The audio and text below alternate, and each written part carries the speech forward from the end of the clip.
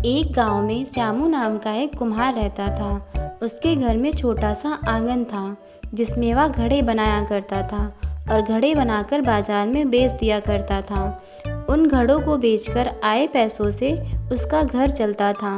उसके घर में उसकी एक बूढ़ी माँ थी। दोनों माँ बेटे को जो भी रूखा सूखा मिलता उसे खाकर वह अपना दिन गुजार लेते। माँ, मुझे खाना दे दो, मेरे घड़े बनकर तैयार हो गए हैं और मुझे उन्हें बाजार बेचने जाना है। हाँ बेटा, अभी लाई। श्यामू खाना खाकर बाजार चला जाता है। श्यामू रास्ते में सोचते हुए जाता है और कहता है, मेरी माँ बूढ़ी हो चुकी है और मैं उन्हें 2 रोटी के अलावा कुछ नहीं दे पाता। मुझे अपनी माँ के लिए कुछ न कुछ करना होगा। थोड़ी ही देर में श्यामू बाजार पहुँच जाता है। तभी एक आदमी श्यामू के पास आकर पूछता है, ये बड़ा वाला घड़ा कितने का है भैया? श्यामू उस घड़े की कीमत 20 रुपये बताता है। वह आदमी कहता है, नहीं, ये तो बहुत ज़्यादा हैं, मैं इस घड़े के केवल 10 रुपये दूंगा। कुछ देर श्यामू सोचने के बाद कहता है, दोपहर होने को आई है और अभी तक एक घड़ा नहीं बिका। 10 रुपये में ये घड़ा दे ही देता हूँ, कम से कम कुछ तो पैसे आएंगे। सारे घड़े बेचने के बाद श्यामू घर की ओर चलता है। आज तो कुछ कमाई नहीं हुई, लगता है आज नमक रोटी खाकर ही सोना पड़ेगा। श्यामू यह सब रास्ते में सोचते हुए जाता है। तभी उसे दूर खड़ी एक लड़की दिखाई दी।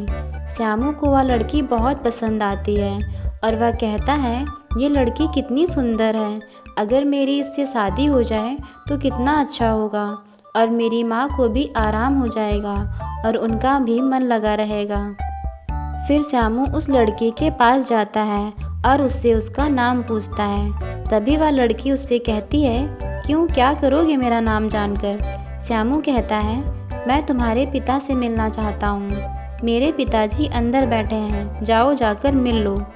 श्यामू उसके पिता से उसका हाथ मांगता है। अच्छा, तो तुम मेरी पुत्री से विवाह करना चाहते हो? तुम करते क्या हो? मैं बाजार में मिट्टी के घड़े बनाकर बेचता हूँ। अच्छा ये बताओ, कमा कितना लेते हो? ज़्यादा तो नहीं कमा पाता, लेकिन पेट भर जाए इतना कमा लेता हूँ।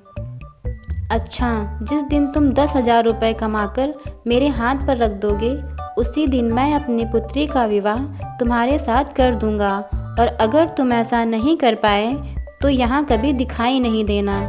राम शंकर की बातें सुनकर श्यामू निराश होकर वहाँ से चला जाता है और घर जाकर अपनी माँ को सारी बात बताता है। तू चिंता ना कर बेटा, अगर वो लड़की तेरे भाग्य में होगी तो तुझे ज़रूर मिलेगी। तू बस मन लगाकर मेहनत से काम कर। ऐसे ही अगले दिन श्यामू मिट्टी के घड़ों को बनाता है और बाजार बेचने चला जाता है। ऐसे ही कई दिन बीतते हैं। एक दिन बहुत ज़्यादा गर्मी थी। श्यामू बाजार से तपतपाती धूप में घर वापस आ रहा था। तभी श्यामू कहता है, थोड़ी देर इसी पेड़ के नीचे आराम कर लेता हूँ। वृक्ष की ठंडी छाँव में बैठकर उसकी आँख लग जाती है। थोड़ी देर में उसी रास्ते से एक बूढ़ा व्यक्ति गुजरता है और आवाज़ लगाता है, बेटा, ओ बेटा, सुनो, मेरी मदद करो। इतना कहकर वह वहीं पर बेहोश हो जाता है और श्यामू उसकी आवाज़ सुनकर उसके पास जाता है। आंखें खोलो बाबा, पता नहीं ये बाबा कैसे गिर गए, मुझे इनको अपने घर ले जाना होगा। श्यामू उस बूढ़े व्यक्ति को अपने घर ले जाता है। थोड़ी ही देर में वह व्यक्ति होश में आ जाता है और श्यामू उसे खाना खिलाता है। बाबा, आप कौन हो और आप बेहोश कैसे हो गए? बेटा, बाहर बहुत गर्मी है और मैं इस वजह से बेहोश हो गया। बेटा, तुम्हारा बहुत बहुत धन्यवाद जो तुमने मेरी मदद की, वरना आज के ज़माने में कौन किसकी सहायता करता है। अच्छा बाबा, आप विश्राम कीजिए, मैं शाम के खाने का कुछ जुगाड़ करता हूँ। नहीं बेटा, मुझे ज़रूरी काम से कहीं और जाना है। बेटा, तुमने मुझ पर उपकार किया है, मैं तुम्हें उसका फल देना चाहता हूँ। इतना कहते ही बूढ़ा व्यक्ति अपने वास्तविक रूप में आ जाता है। बाबा, बस आप मुझे फलस्वरूप अपना आशीर्वाद दे दीजिए और कुछ नहीं चाहिए मुझे। बेटा, मैं तुम्हारी इम्तिहान ले रहा था और तुम इस परीक्षा में पास हो गए हो। तुम मुझसे एक वरदान मांग सकते हो। मांगो, तुम्हें क्या चाहिए? ठीक है बाबा, अगर आप मुझे कुछ देना ही चाहते हो तो मैं बस इतना चाहता हूँ कि मेरी माँ की हर इच्छा पूरी हो। तुम्हारी माँ की हर इच्छा पूरी हो। तथास्तु। इतना कहते ही बाबा वहाँ से चले जाते हैं। फिर श्यामू आंगन में घड़े बना रहा होता है और उसकी माँ की नज़र उन घड़ों पर जाती है। बेटा, ये घड़े कितने चमक रहे हैं, एकदम हीरे के जैसे। हाँ माँ, ये घड़े वाकई में चमक रहे हैं। जरूर ये उन बाबा की कुछ कृपा है जो घड़े सुंदर लग रहे हैं। अच्छा माँ, मैं बाजार जाता हूँ। और श्यामू के घड़े देखकर उसके पास बहुत भीड़ लग जाती है और सारे घड़े बिक जाते हैं। आज श्यामू की बहुत अच्छी कमाई हुई।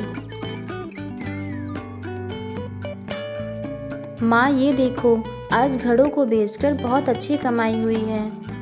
हाँ बेटा, बहुत खुशी की बात है। बेटा, ये देख, जब तू सारे घड़े लेकर बाजार चला गया तब पता नहीं ये घड़ा कहाँ से आ गया।